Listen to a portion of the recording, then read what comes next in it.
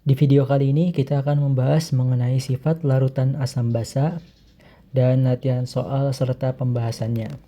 Yang pertama kita akan mulai dari sifat larutan asam. Ya. Di sini ada 7 sifat. Yang pertama, asam rasanya masam ya. Jika kita mencicipinya maka rasanya akan asam. Tentu ini tidak baik ya. Dan bukan merupakan cara yang tepat untuk mengidentifikasi suatu senyawa apakah tergolong asam maupun basa dengan cara mencicipinya. Kemudian yang kedua bersifat korosif ya. Jadi asam akan menimbulkan korosi ya jika terkena dengan logam.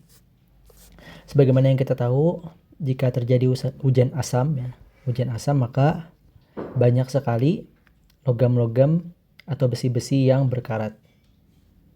Ya, hujan asam. Kemudian yang ketiga, dalam air terurai menjadi ion H+, ya, ion H+ dan sisa asam yang bersifat negatif ya. Ini sebagaimana teori asam basa menurut Arrhenius ya, yaitu asam adalah senyawa yang menghasilkan ion H+ ketika dilarutkan di dalam air ya. Di sini contohnya HBr. Nah, HBr jika dilarutkan maka akan terurai menjadi ion H+ dan ion sisa asam. Nah, sini ion negatif yaitu ion Br-. Nah, berarti HBr termasuk senyawa asam ya. Kemudian yang keempat, mengubah kertas lakmus biru menjadi merah. Nah, jadi kertas lakmus ada dua jenis. Ada lakmus merah dan lakmus biru. Jika kita celupkan lakmus biru ke dalam senyawa asam, maka lakmus biru tersebut akan berubah menjadi merah. Nah, jika kita celupkan lakmus merah, nah, maka dia akan tetap merah. Ya. Jika senyawa tersebut senyawa asam. Kemudian memiliki pH kurang dari 7. Nah. Sifat yang kelima, dapat bereaksi dengan logam menghasilkan garam dan gas hidrogen. Ya, sebagaimana di sini kita lihat ada senyawa HCl yang bereaksi dengan logam ya. Akan menghasilkan gas hidrogen dan senyawa garamnya yaitu ZnCl2. Nah, di sini dapat kita simpulkan bahwa HCl ini merupakan senyawa asam ya. Karena dia akan bereaksi dengan logam menghasilkan gas hidrogen dan garamnya ya. Sifat keenam, dapat bereaksi dengan garam karbonat menghasilkan garam, air dan gas CO2. Nah, di sini kita lihat ada HCl ya, bereaksi dengan garam karbonat. Di sini garam kalsium karbonat. Nah, akan menghasilkan kalsium klorida ya. Ini garam yang lain. Kemudian air H2O dan gas karbon dioksida. Oleh karena itu di sini HCl merupakan senyawa asam ya, karena dia akan menghasilkan garam, kemudian air dan CO2 jika direaksikan dengan kalsium karbonat ya. Ataupun garam-garam karbonat lainnya. Kemudian nomor 7, dapat bereaksi dengan basa membentuk garam dan air. Nah, ini sering juga kita kenal dengan namanya reaksi netralisasi. Nah, ini reaksi netralisasi. Terjadi ketika suatu asam, di sini asamnya adalah H2SO4, bereaksi dengan suatu basa yaitu BaOH2 kali menghasilkan garam. Nah, di sini garamnya adalah BaSO4 dan air. Nah, air H2O ya. Itulah sifat-sifat asam. Kemudian kita lanjutkan dengan sifat-sifat basa. Di sini sifat-sifat basa yang pertama, memiliki rasa pahit ya jika kita cicipi. Nah, tapi sekali lagi, mencicipi bukan merupakan cara yang terbaik untuk mengetahui apakah suatu zat atau suatu senyawa tersebut bersifat asam maupun basa. Kita dapat menggunakan cara lain, misalnya dengan kertas lakmus tadi, atau kita mengukur pH dari senyawa tersebut. Kemudian, sifat yang kedua, jika mengenai kulit akan terasa licin. Nah, ini contoh yang paling sering kita temui adalah sabun. Nah, sabun tuh bersifat basa ya, karena dia licin. Kemudian jika kalian pernah mencicipi maka tuh tentu rasanya akan pahit. Kemudian yang ketiga bersifat kaustik ya. Nah, dia dapat merusak kulit ya jika terkena. Kemudian sifat yang keempat, mengubah lakmus merah menjadi lakmus biru. Nah, jadi kalau kita celupkan lakmus merah ke dalam senyawa basa maka lakmus merah tersebut berubah menjadi biru. Jika kita celupkan lakmus biru ke dalam suatu senyawa basa maka dia akan tetap menjadi biru. Jadi ini basa identik dengan biru gitu ya. Sementara asam tadi identik dengan merah. Kemudian memiliki pH lebih dari 7. Nah, jika asam pH-nya kurang dari 7. Kita bisa buat suatu garis ya. Sini tengah-tengah pH 7. Nah, di sebelah kiri yaitu pH di bawah 7 adalah senyawa asam. Sementara di sebelah kanan adalah senyawa basa. Nah, senyawa yang memiliki pH 7 adalah senyawa yang bersifat netral ya, bukan basa, bukan pula asam ya. Kemudian sifat yang kelima, dalam air terurai menjadi ion OH-. Nah, ini sebagaimana teori Arrhenius ya. Di sini contohnya ada senyawa natrium hidroksida. Jika kita larutkan dalam air akan terurai menjadi ion Na+ dan ion OH-. Nah, di sini kita lihat bahwa terbentuk ion OH- sehingga senyawa NaOH merupakan senyawa basa.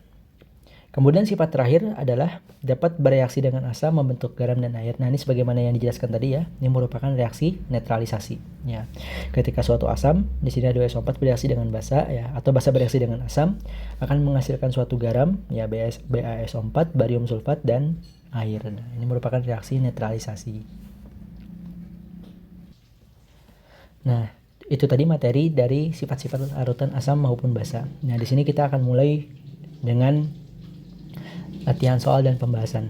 Soal pertama, cermati beberapa sifat larutan berikut. Di sini ada 5 sifat. Sifat larutan kalium hidroksida ditunjukkan oleh angka. Nah, di sini kalium hidroksida. Kalium hidroksida memiliki rumus senyawa yaitu KOH. Nah, di sini terlihat kan ada OH.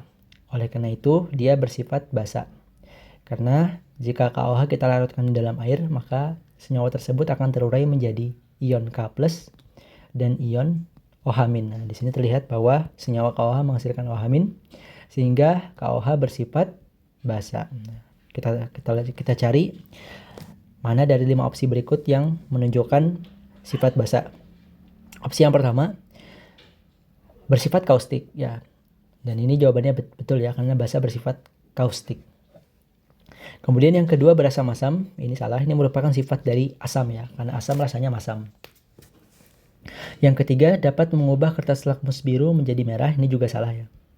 Kalau mengubah sesuatu menjadi merah, ini merupakan sifat dari asam ya. Kalau basa, mengubah kertas lakmus merah menjadi biru ya. Atau kertas lakmus biru tetap menjadi biru. Kemudian yang keempat, menghasilkan ion OH- ketika dilarutkan dalam air. Dan ini jawaban yang tepat karena ini menurut teori Arrhenius ya. Yaitu suatu basa akan menghasilkan OH- ketika dilarutkan di dalam air.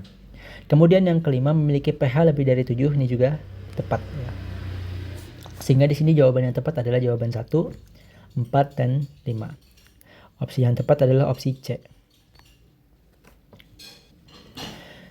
Kita lanjutkan ke soal berikutnya. Kelompok senyawa larutan berikut yang mampu mengubah kertas lakmus biru menjadi merah adalah, nah, perubahannya dari biru menjadi merah, maka ini senyawanya bersifat asam. Nah, kita lihat di sini.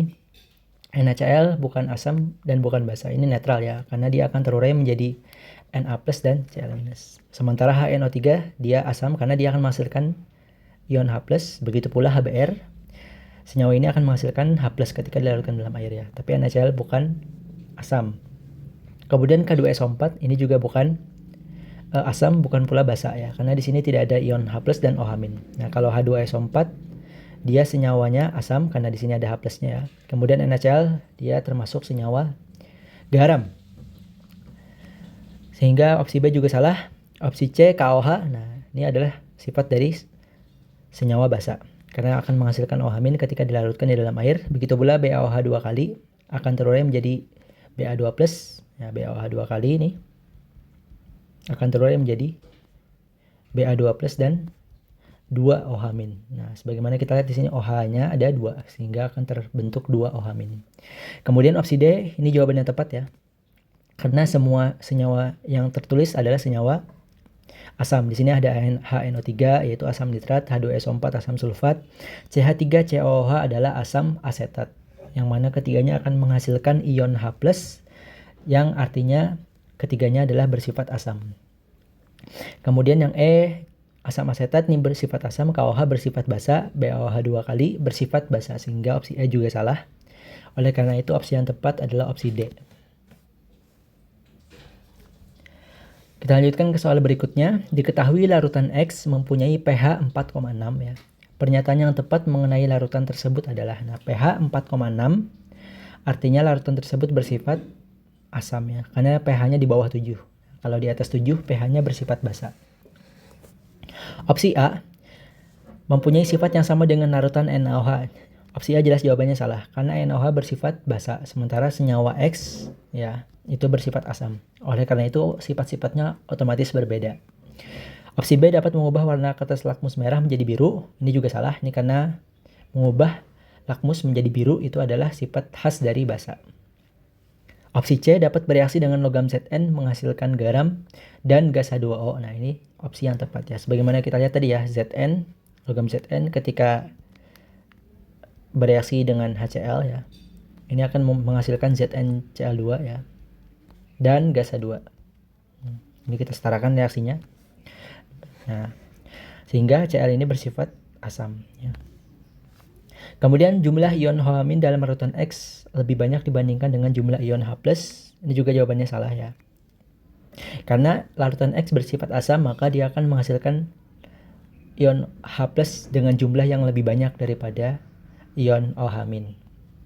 Kemudian opsi E, dapat bereaksi dengan larutan HCl menghasilkan garam dan air. Nah, ini justru ini adalah senyawa basa. Basalah yang bereaksi dengan asam HCl ya. HCl ini asam klorida menghasilkan garam dan air. Sementara tadi larutan X bersifat asam, sehingga opsi E salah. Dan jawaban yang tepat adalah opsi C.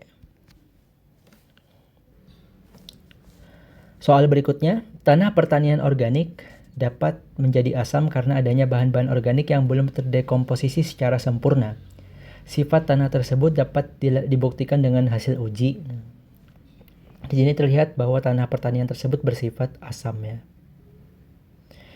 Nah, kita baca opsi A.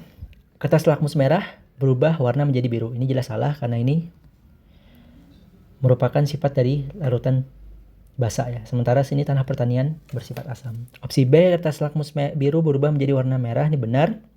Kemudian kertas lakmus merah biru tidak berubah warna. Ini juga salah ya. Kalau biru tetap menjadi biru, itu merupakan sifat dari larutan basa, bukan asam ya. Kandungan ion OH- dalam tanah tinggi, ini salah ya. Ini menunjukkan bahwa tanah tersebut bersifat basa, bukan asam. Kemudian pH meter menunjukkan pH di atas 7. Nah, ini juga salah ya.